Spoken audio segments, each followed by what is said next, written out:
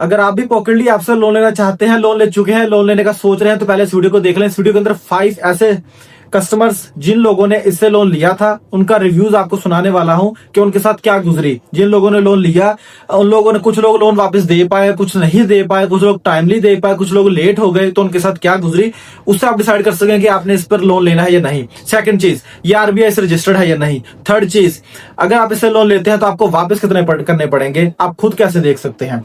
तो यहाँ पर दोस्तों बात कर लेंगे जो पॉकेटली ऐप है ये आरबीआई से रजिस्टर्ड है या नहीं। तो बेसिकली दोस्तों ये पूरा एक फिनटेक प्लेटफॉर्म है, पूरा बैंक नहीं है, लेकिन पूरी तरह आरबीआई रजिस्टर्ड एनबीएफसी में रजिस्टर्ड है। इनका जो पेरेंट कंपनी है scale up capital private limited के अंडर ये काम करती है और ये पूरी आरबीआई से रजिस्टर्ड है। सबसे पहले बात करते हैं रिव्यूज की, बाद में आपको बताऊंगा आप खुद से कैसे इंटरेस्ट रेट देख सकते हैं।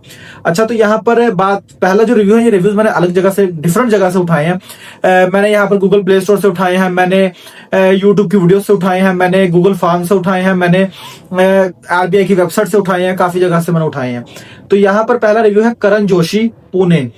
भाई कॉलेज में सेमेस्टर की बैक एग्जाम का फॉर्म भरना था और 1500 शॉर्ट पड़ रहे थे।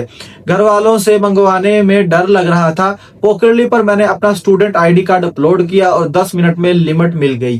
पैसा सीधा अकाउंट में आ गया और मैंने अगले महीने पॉकेट मनी मिलते ही चुका दिए। स्टूडेंट के लिए इमरजेंसी में जुगाड़ सही है, बस टाइम पर भर दो। सेकंड रिव्यू है अनन्या नैर, बेंगलुरु। मेरी नई नई जॉब लगी थी और पहली सैलरी आने में 1 हफ्ता बाकी था। बस और मेट्रो के रेंट के लिए पैसे खत्म हो गए थे। मैंने पॉकेटली से 3000 लिए। प्रोसेस आसान था, हाँ इंटरेस्ट थोड़ा लगता है, पर जब महीने के आखिरी दिनों में बिल्कुल पैसे ना बचे तो ये आप काम आती है। थर्ड रिव्यू है अपना रोहन दास, कोलकाता से। ये ऐप स्टूडेंट्स को दलदल में फंसाती है। मैंने 2000 का लोन लिया था, जब ड्यू डेट आई तो मेरे पास पैसे नहीं थे, तो ऐप ने ऑप्शन दिखाया कि 250 देकर लोन 1 महीने आगे बढ़ा लो।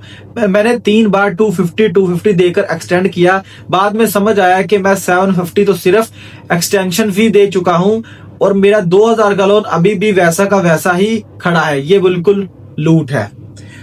नेक्स्ट 2 रिव्यूज बताने से पहले मैं बता दूं कि अगर आप इससे लोन लेते हैं, लोन लेकर आपने वापस कितना करना है, अगर आप डेज अपनी मर्जी से सिलेक्ट करते हैं तो आप खुद से कैसे देख सकते हैं। इंटरेस्ट रेट जानने के लिए आपने इस वेबसाइट पर आ जाना है drhind.com पर। इस वेबसाइट का लिंक मैंने डिस्क्रिप्शन में भी दे दूंगा। आने के बाद यहाँ पर आपने दरमियान में लोन आपके बटन पर क्लिक करना है। क्लिक करने के बाद यहाँ पर आपको कैलकुलेटर नजर आएगा। आप दुनिया की किसी भी एप्लीकेशन से लोन ले रहे हैं, आप यहाँ पर आकर देख सकते हैं आपको कितना इंटरेस्ट रेट देना पड़ेगा।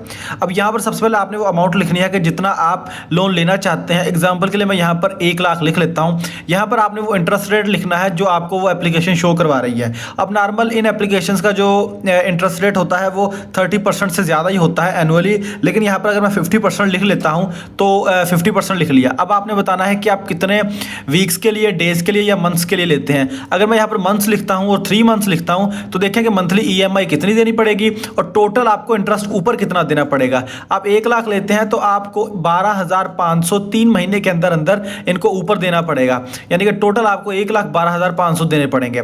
6 मंथ्स के लिए लेते हैं तो इतने देने पड़ेंगे, 12 मंथ्स के लिए लेते हैं इतने। अगर आप डेज के लिए लेते हैं तो वो डेज भी हैं, वीक्स भी हैं, मंथ्स भी हैं, ईयर्स भी, आप अपनी मर्जी से डिसाइड कर सकते हैं। फोर्थ रिव्यू की बात करते हैं। फोर्थ रिव्यू है मेघा शर्मा, इंदौर से। दोस्तों लोन लेने से पहले इनका फाइनल लेटर ध्यान से पढ़ना। मुझे बोला गया था कि 50,000 का लोन है और प्रोसेसिंग फी 2,000 कटेगी, पर जब पैसे अकाउंट में आए तो सिर्फ 44,000 आए। पता करने पर पता चला इन्होंने बिना मेरी मर्जी के 4,000 का कोई लोन इंश्योरेंस प्लान उसमें ठोप दिया। मैंने जब कैंसिल करने को बोला तो कस्टमर केयर वाले फोन ही काट देते हैं। ये खुल्लम धोखाधड़ी है, खुलेआम धोखाधड़ी है। फिफ्थ राजेश थापर, मुंबई, सॉरी भाई। मैंने अपना पूरा लोन 3 महीने पहले चुका दिया था और मेरे सारे ड्यूज क्लियर हैं, पर आज तक उन्होंने मुझे नो ऑब्जेक्शन सर्टिफिकेट NOC नहीं भेजा और मेरा CIBIL स्कोर भी अभी भी ये लोन एक्टिव दिखा रहा है, जिससे मेरा क्रेडिट स्कोर गिर गया है। इनके हेल्पलाइन पर कॉल करो तो सिर्फ कंप्यूटर बोलता है, कोई रियल इंसान बात ही नहीं करता। लोन देकर ये लोग गायब हो जाते हैं और बाद में जलील करते हैं। तो ये रिव्यू सुनने के बाद आप खुद डिसाइड कर सकते हैं आपने लोन लेना है या नहीं। उम्मीद करता हूँ वीडियो आप लोगों को पसंद आई होगी।